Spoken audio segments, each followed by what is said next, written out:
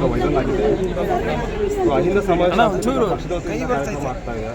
ಸ್ವಲ್ಪ ಕೈ ಡೌನ್ ಮಾಡಿ. ಪಕ್ಷದ ಅಡಿಯಲ್ಲಿ ಪಕ್ಷದ ಮುಖಂಡರ ಮುಂದಾಳತ್ವದಲ್ಲಿ ನಾವು ನಮ್ಮ ಕಾರ್ಯಕ್ರಮಗಳು ಮತ್ತು ಮತದಾರರಿಗೆ ಅಭಿನಂದನೆ ಸಲ್ಲಿಸಿ ಹಾಸನದಲ್ಲಿ ಅಷ್ಟೇ ಕರ್ನಾಟಕ ರಾಜ್ಯದಲ್ಲಿ ನಾವು ಕಾರ್ಯಕ್ರಮ. ಸೊ ಇದು ಪಕ್ಷ ಅಥವಾ ಆಗಿಂದ ಇಲ್ಲ.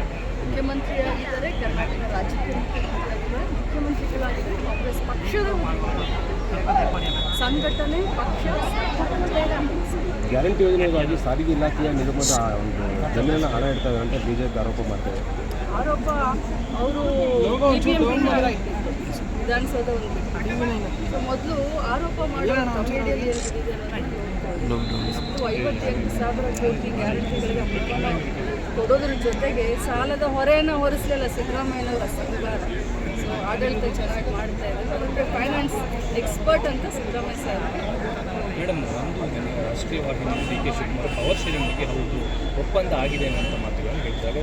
ಬದಲಾವಣೆ ಆಗ್ತದೆ. CM D K Shivakumar CM ಆಗ್ತಾರೆ ಅವರು ಹೇಳಿರೋದ್ರಿಂದ ಈ ಕಾರ್ಯಕ್ರಮದಲ್ಲಿ ಡಿ ಕೆ ಶಿವಕುಮಾರ್ ಕ್ವಶನ್ ಅವರು ಜೊತೆಯಲ್ಲಿ ಹೈಕಮಾಂಡ್ ಇದಕ್ಕಿಂತ ಇದನ್ನ ಜಾಸ್ತಿ ನಾನು ಏನು ಹೇಳಲಿಕ್ಕೆ ಬರೋದಿಲ್ಲ. ಯಾಕಂದರೆ ಪಕ್ಷ ಸಚಿವರಿಗೆ ಗಮನಕ್ಕೆ ತಂದ ಅಗ್ರಿಮೆಂಟ್ ಆಗಿದೆ ನೋಡಿ. ನಾನು ಒಂದೇ ಮಾತನ್ನು ಅದು ನಮ್ಮ ಯಾರ ಗಮನಕ್ಕೂ ಮೇಡಮ್, ಯಾಕೆ ಅಂತಂದರೆ ಒಂದು ವಾರದಿಂದ KPCCಯಲ್ಲಿ ನಡೆದಂಥ ಒಂದು ಕಾರ್ಯಕ್ರಮದಲ್ಲಿ ಡಿ ಕೆ ಶಿವಕುಮಾರ್ ಅವರೇ ಒಂದು ಮಾತು ಹೇಳಿದರು. ಸಚಿವರಿಗೆ ಸ್ಥಾನವನ್ನು ತೆರವು ಮಾಡಿಕೊಡುವಂತೆ ಸೂಚನೆ ಕೊಟ್ಟಿದ್ದೀನಿ ಅನ್ನುವಂಥ ಒಂದು ಮಾತನ್ನು ಬಹಿರಂಗವಾಗಿ ಸ್ಟೇಜ್ ಮೇಲೆ ಹೇಳಿದರು.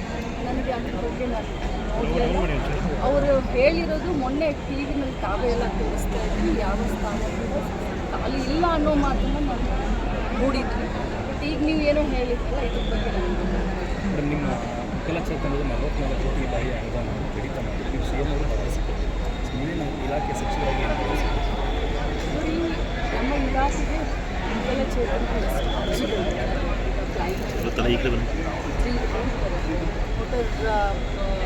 ಬೇಸ್ಡ್ ವೀಲ್ ಚೇರ್ ಬರುತ್ತೆ. ಸುಮಾರು ಟಾಕಿಂಗ್ ಒಂದು ವರ್ಷಕ್ಕೆ ಎಷ್ಟು ಅರ್ಜಿಗಳು ಇಲಾಖೆಗೆ ಬರ್ತವೆ. ಆ ಅರ್ಜಿಗಳನ್ನು ನೋಡಿ ಅವ್ರು ನಿಜವಾಗ್ಲೂ ಅವರು ಫಲಾನುಭವಿಗಳಿಗೆ ಅಂದರೆ ನಮ್ಮ ಎಲ್ಲ ಕಂಡೀಷನ್ಗಳಿಗೆ ಅವ್ರು ಇದಾಗ್ತಾರೆ ಅಂಥವ್ರಿಗೆ ಅಂತ ಅದನ್ನು ಸ್ಕ್ಯಾನಿಂಗ್ ಮಾಡಿ ನಾವು ರೆಡಿ ಮಾಡ್ತೀವಿ. ಸೊ ಅದಕ್ಕೆ ನಮಗೆ 44 ಕೋಟಿ ಬರುತ್ತೆ.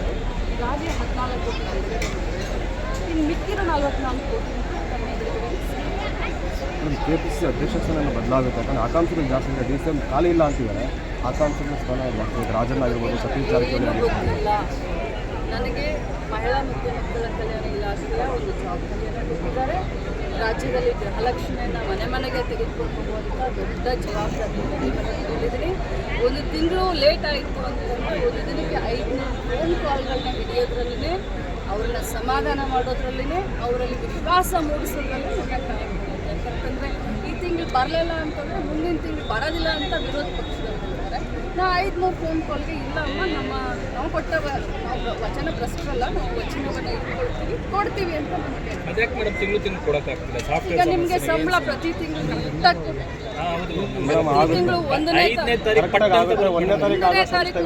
ಬಟ್ ಸರ್ಕಾರಿ ಸಂಸ್ಥೆಗಳಲ್ಲಿ ಸಂಬಳ 1 ತಿಂಗಳು ಕೊಡ್ತಾರೆ, 3 ತಿಂಗಳಿಗೊಮ್ಮೆ ಕೊಡ್ತಾರೆ, ಒಮ್ಮೊಮ್ಮೆ 2 ತಿಂಗಳು. ಸರ್ಕಾರದಲ್ಲಿ ಖಂಡಿತವಾಗ್ಲೂ ಕೊಡೋದು ತಮಗೂ ಎಲ್ಲ ಗೊತ್ತಿದೆ. ಯಾಕೆ ನನ್ನ ಇವತ್ತಿಂದಲ್ಲ, ಇದು ಯಾವತ್ತು 2 ತಿಂಗಳು ಲೇಟ್ ಆಗಿ ಸಂಬಳ ಗೊತ್ತಿಲ್ಲ ಮೇಡಮ್ ನಮಗೆ. ಇದೇ ಫಸ್ಟ್ ನೀವು ಹೇಳ್ತಾರೆ ಎಲ್ಲ ಎಲ್ಲ ಗೊತ್ತಿದೆ. 1 ತಿಂಗಳು 30 ದಿನ ಕೆಲಸ ಮಾಡಿದ್ರೆ, ಜನವರಿಯಲ್ಲಿ ಕೆಲಸ ಮಾಡಿದ್ರೆ ಫೆಬ್ರವರಿ 1ನೇ ತಾರೀಕಿನಿಂದ 5ನೇ ತಾರೀಕಿನವರೆಗೆ ಹಾಕ್ತೀವಿ. ಹಾಗೆ ಈ ತಿಂಗಳಿಂದ ನಾವು ಮುಂದಿನ ತಿಂಗಳು. Thank you.